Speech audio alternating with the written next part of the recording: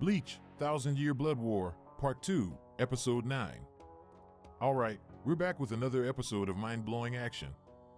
Don't forget to subscribe to stay in touch with the story.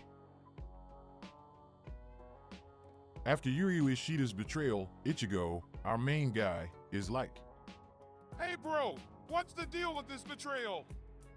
But Yuryu doesn't say a word, and next thing you know, boom, they're all gone, creating a shockwave that sends Ichigo flying. Good thing Orihime is there to catch him with her Senten Keshin. Rukia is in trouble, though, about to get squished by rubble. But her knight in shining armor, Renji Abarai, swings in with his sword to save the day. Now, Captain Commander Shunsui just chilling, wondering why the Royal Guard isn't doing something about Yhwach and his Quincy gang. He figures maybe it's all part of some master plan. After the dust settles, it starts raining. Orihime checks on everyone, but Ichigo looks all sad.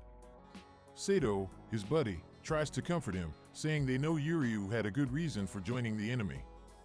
Ichigo figured this was going to happen someday since they were on the opposite side. They decide they're gonna chase down Yuryu and get some answers. But there's a problem. How do they catch up to Yuryu? That's when Urahara steps in and offers them a ride to the Soul King Palace. In another part of the Serite, Byakuya Kuchiki pops out of a flowery shield thanks to his Senbenzakura Shirkai. Just then, out of nowhere, Nanana Nejiku sneaks up behind him and starts chatting about going after Yhwach. Candace Catnip joins the party, wanting to know where Ichigo is. Then, Robert Akutron strolls up to Byakuya from the front, looking kinda nervous about that tower Yhwach used.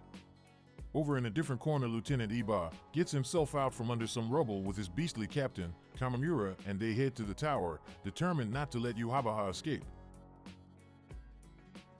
Meanwhile, Renji checks for Rukia.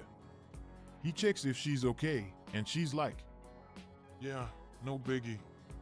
They wondered if Yuryu was turning to the dark side. All of a sudden, Bazz-B appears in the sky above them, talking about how mad everyone is at Yuryu. He wants them to team up and give Yuryu a beat down, but Renji just calls him a chicken head. This guy, Bazz-B, gets super sensitive about his mohawk and is all fired up, literally. He's got flames all over his hand, ready to roast Renji.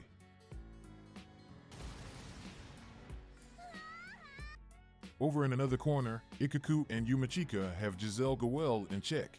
She's in a tight spot and trying to play the damsel in distress. But our sharp-eyed Yumachika ain't buying it. The girl is fishing to be sliced. Yumachika, with that dramatic hand-over-mouth move, drops the bombshell. He straight up calls her out, saying she's not a girl at all. Shocker. Giselle's jaw probably hit the floor before she summoned the zombified Bambietta to rain explosive erasure down on poor Ikaku and Yumachika. Now, switch to the 12th Division Secret Lab. Urahara's there, casually typing away while Ichigo's curious, wondering when Urahara found time to build this thing, the column. Urahara spills the beans saying it was Mayuri's wacky idea, and Urahara just polished it up. Ichigo's like, "Wow, Mayuri's not just crazy, he's a genius." Urahara, ever the humble one, says Mayuri's second only to him. But here's the twist, this replica can only fire one shot, which freaked out both Ichigo and Orihime. And just when things are getting interesting, Yoruchi Shihoing pops in with mysterious glass bottles. It turns out Urahara got the visored crew collecting distortions that connect the human and the soul world. Ichigo then figured the energy from these distortions would be used to shoot the cannon to the Soul King Palace. Meanwhile, outside, Ikaku's playing dodgeball with Bambietta's explosive projectiles. Yumachika's got the smarts to figure out those aren't regular bombs, they turn anything they touch into boom booms. So, Ikaku charges at Bambietta while Yumachika uses a Hado spell to toast rocks at them.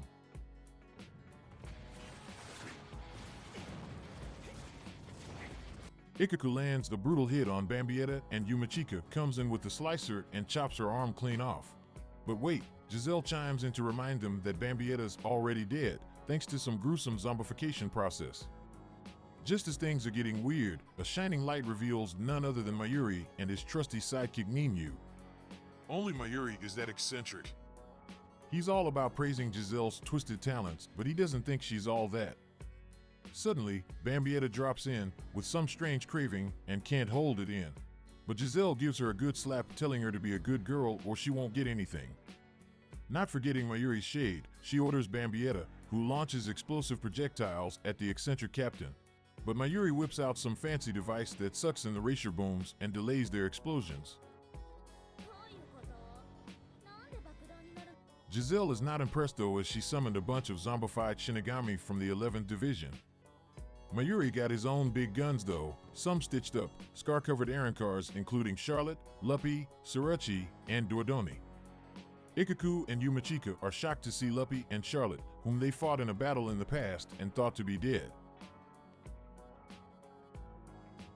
Giselle, always quick with her words, ridicules Mayuri for thinking he can win with just 4 zombies.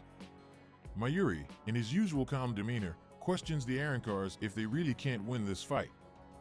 Dordoni scolds Giselle, while Surachi and Luppy declare they could never lose to Shinigami. They leap into action to attack the Shinigami below.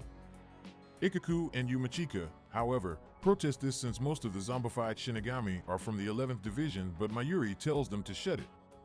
Meanwhile, Dordoni gets into the groove, delivering powerful kicks to the zombified Shinigami, making quite a mess. Giselle, unfazed by the chaos, reattaches Bambietta's severed arm. Suddenly, Charlotte appears, surprising Giselle. He claims they are alike, which doesn't sit well with her. At her command, Bambietta activates her Quincy power again, firing a volley of projectiles at Charlotte, who effortlessly dodges them. He then tosses Bambietta away like a ragdoll, boasting that he doesn't even need to draw his sword against her. Bambietta keeps coming at him, fueled by her zombie nature. Charlotte gets creative, forming a heart shape with his fingers and unleashing a super flashy attack, engulfing Bambietta in a powerful blast and sending her soaring sky high. Giselle realizes Bambietta's in trouble and calls out to Captain Toshiro Hitsugaya, who's causing some icy shockwaves of his own. And the episode ends here. If you enjoyed this video, remember to smash that like button and hit that subscribe bell so you can experience the epicness of the next episodes. So, stay tuned for more epic battles and mind-bending twists.